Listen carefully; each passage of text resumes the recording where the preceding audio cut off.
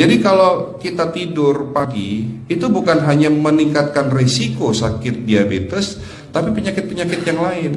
Dan satu hal, Rasulullah mengatakan, jika kita tidur setelah sholat subuh akan meningkatkan risiko pikun, Pak.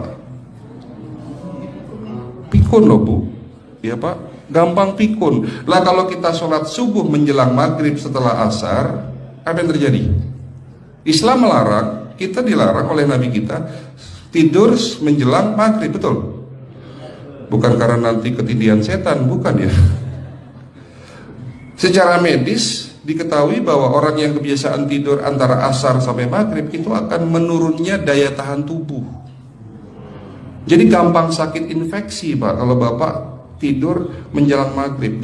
Kalau sekali lagi setelah sholat subuh gampang pikun, aliran darah ke otak itu tersumbat, ya, jadi stroke penyakitnya. Tapi kalau tidur setelah asar sebelum maghrib, itu daya tahan tubuh kita akan menurun. Jadi gitu ya jawabannya, Bu. Justru ini yang paling penting, materi terakhir ini 6 langkah praktis. Ya, Bapak bisa lakukan di rumah mulai hari ini. Langkah pertama, mulai hari ini jangan makan malam, Pak.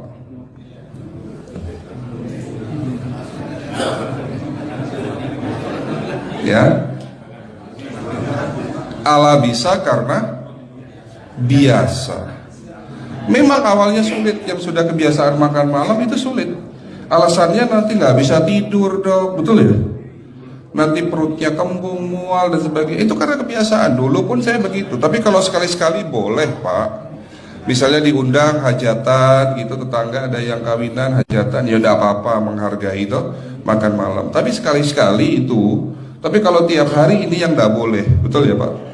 Jangan makan berlebihan dan jangan makan malam. Makan sate boleh nggak, Pak? Boleh, siapa bilang nggak boleh? Sate itu, Bapak tahu daging kambing. Daging kambing, daging domba adalah makanan sehat, tidak berkolesterol. Yang kolesterol itu lemaknya, Pak. Tapi kalau Bapak makan daging murni, dagingnya tok, ya sehat, Pak. Yang nggak boleh itu santannya. Jadi makan gulai itu jangan, kalau gulai sate aja udah. Ya, ataupun dibuat apalah, dibuat empal. Ya. Oke, itu yang pertama. Yang kedua, tolong catat. Jangan tidur larut malam, Pak. Batasan tidur jam berapa, Pak? Jam 11 paling telat. Harus sudah tidur. Kenapa?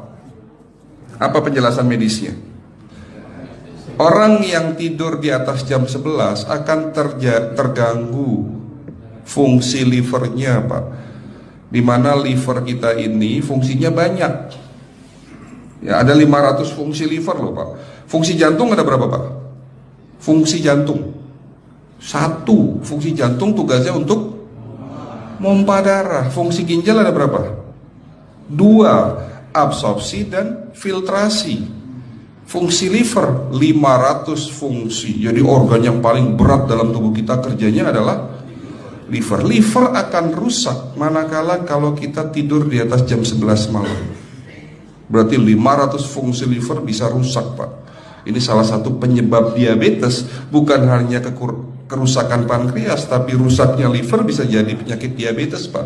Jadi kalau sakit diabetes itu, yang terganggu itu sebetulnya bukan hanya pankreasnya, livernya pun rusak, ususnya pun rusak. Makanya dalam pengobatan diabetes di klinik kami, itu bukan hanya ngobatin pankreas, tapi 3 organ penting ini saya obati: usus, liver, dan pankreas. Kebanyakan kenapa? Kalau dalam pengobatan tradisional, mereka tahunya diabetes itu hanya pankreas, ya kan? Tapi di sini dalam pengobatan holistik, orang yang kena liver itu 3 organ ini pasti rusak: usus, liver, dan pankreas. Salah satu penyebab dari kerusakan liver akibat kebiasaan tidur larut malam. Jadi salah satu penyebab diabetes pun bisa karena tidur larut malam. Ya, batasan tidur jam berapa? Sekali lagi, jam 11 harus sudah tidur pulas. Jadi jam 10, setengah 11 paling lambat kita harus tidur pulas. Nanti setelah jam 1 boleh bangun. Yang penting jam 11 sampai jam 1 ini harus tidur pulas.